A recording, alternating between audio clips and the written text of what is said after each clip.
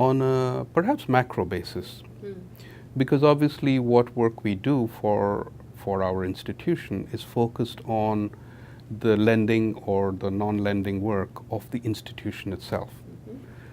In the end, of course, whatever we, in terms of our contributions to the ODA and the public investment program in any country, it's a fraction of the total public investment program. And in an ideal world, we should be looking to influence the total public investment program of a country rather than only our contributions, in a sense.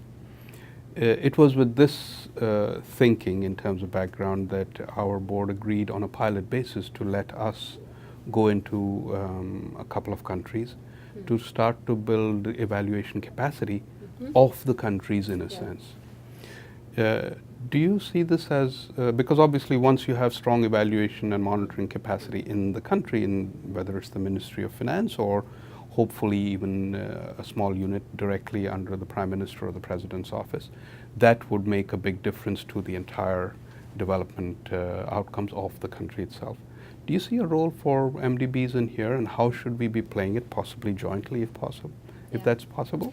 I mean, this is really, really important, and here is where I think an incredible change has happened over the last 15 years. When I started in evaluation 30 years ago, evaluation was a donor-driven activity. Donors wanted to know what happened to our money. That's where the accountability side has come in. Over the last 10, 15 years, the partner countries have increased their demand, their appetite, their hunger for evaluation, and they want their own capacities. So one thing that IEG does, and you are a part of this, is the CLEAR initiative to create a network of institutions in the partner countries that sort of like promote training and capacity development in evaluation methodologies. So the MDBs, the bilaterals, everybody has a role to play. We are hosting the secretariat of this initiative. It's trust funded because IEG itself does not have an operational role. What I would see in the maybe medium term, not so immediate, is that actually our colleagues in the World Bank who work on promoting public administration, public sector management, good governance, would absorb and adopt this type of work in their programming.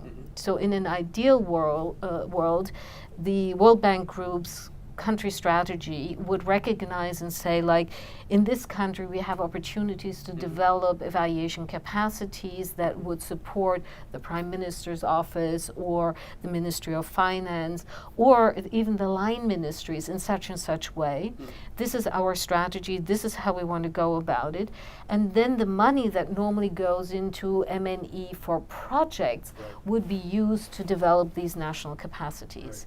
That, I think, would really be a game changer, because then these countries could not only look at, you know, what they're gaining from, say, the African Bank or the World Bank, but they could really look at their entirety, their own programming, their own resources, and make a big difference. True, very good point, because if we look even at OECD countries, I mean, again, the whole evolution of monitoring and evaluation systems developed over time, and different countries have different models.